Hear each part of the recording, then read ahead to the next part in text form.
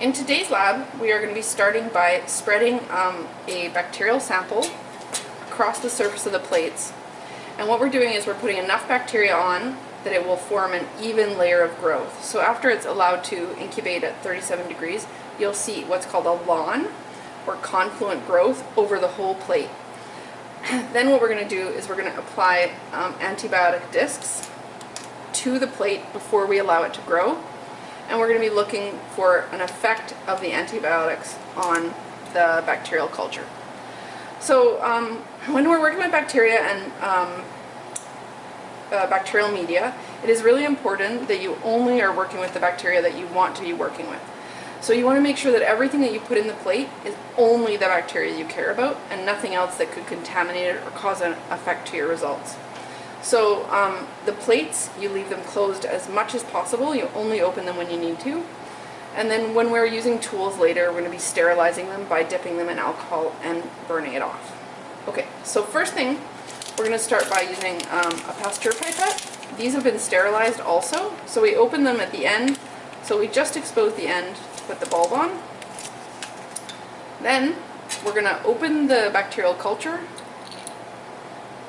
Take a sample of culture, and we're going to put 6 to 8 drops on each plate.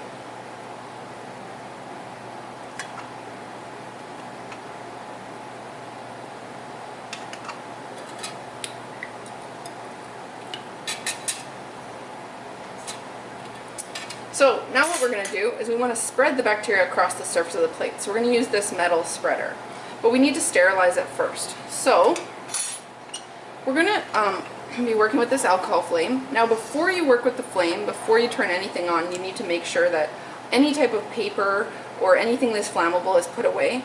All long hair is tied back, and there's nothing nearby that would be flammable. You don't have any long sleeves or bulky sleeves that would knock the flame over or catch on fire. Okay?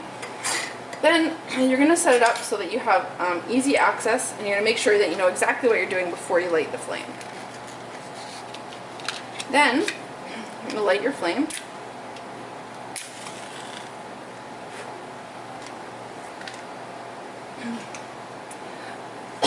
Next, you're going to dip your tool into the alcohol. Make sure your alcohol is not too close to the flame. You're going to tap off any extra. So you don't need to be pulling a lot of dripping alcohol out of here. You just want to tap off the extra. And then what you do is you pass it in the flame and out again, and you wait until the alcohol that's on the tool burns away. Now, once you've done it once, it's sterile. I'm going to show you a few more times just to show you some safety points. So when I'm doing it, you'll notice that I don't leave it in the flame. I only put it in the flame the amount of time I need to light the alcohol, and then I hold it out of the flame to let it burn off. Also, when I'm holding it, I always hold it horizontal to the bench. So I never hold it up like this, because burning ethanol could drip down onto my hand, and if I hold it like this, burning alcohol could drip onto the bench. So you always hold it horizontally. Okay? And then the last thing is you need to make sure, or you need to pay attention to the fact that when this is ignited, it is very light and pale in color. So you want to make sure that you're always paying attention to the fact that this is lit, so you don't accidentally put your lit tool back into the alcohol bath and catch it on fire.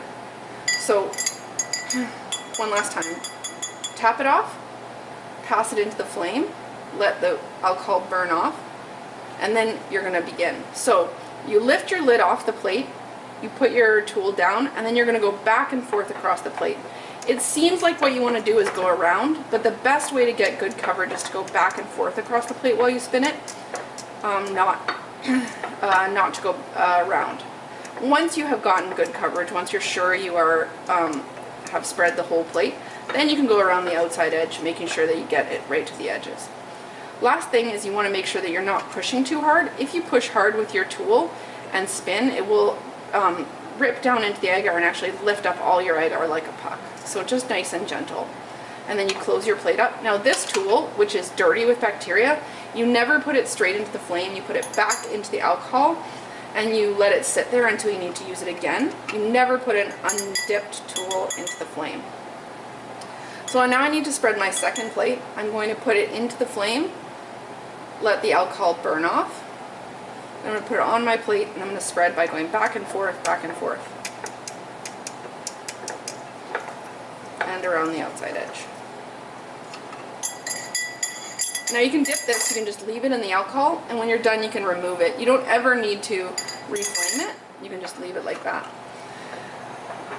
Now you have two plates that should be exactly the same, both with enough bacteria that they'll form a lawn.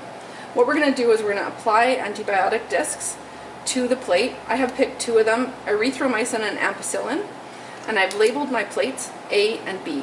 So erythromycin or ampicillin, makes more sense, would be A, and I'll put it onto both plates, and erythromycin will be B, and I'll put it onto both plates. So I'll have two plates with two antibiotics, and they'll act as duplicates of each other. Again, when I'm using tweezers to put the antibiotic discs on, I'm going to dip them into the alcohol, tap the alcohol off, pass it in the flame and out again, let the alcohol burn off. Then I'm going to remove the disc. Now what you have to do is you have to push it carefully from the side, and sometimes it just falls off. Okay. You're going to grab it, and then you're going to put it onto the side of the plate that you've labeled. And you're going to press it gently so that it is firmly attached to the lid, or to the plate media, but you are not going to embed it or shove it into the agar. Okay? Then I'm going to take my ampicillin disc and I'm going to put it on the other plate on the A side.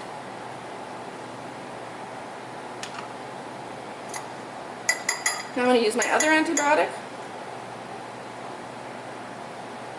I'm going to flame my tweezers, remove my disc, put it onto the other side.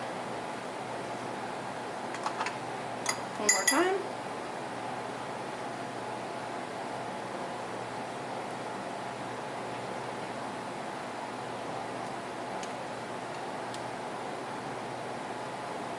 So now I have two plates that are identical to each other.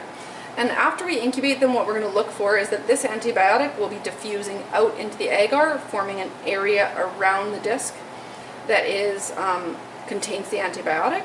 And so after we, when we look for that zone, we are looking at whether or not that antibiotic has an effect on the ability of the bacteria to grow. So you may see a lawn everywhere on the plate except the area surrounding the disc.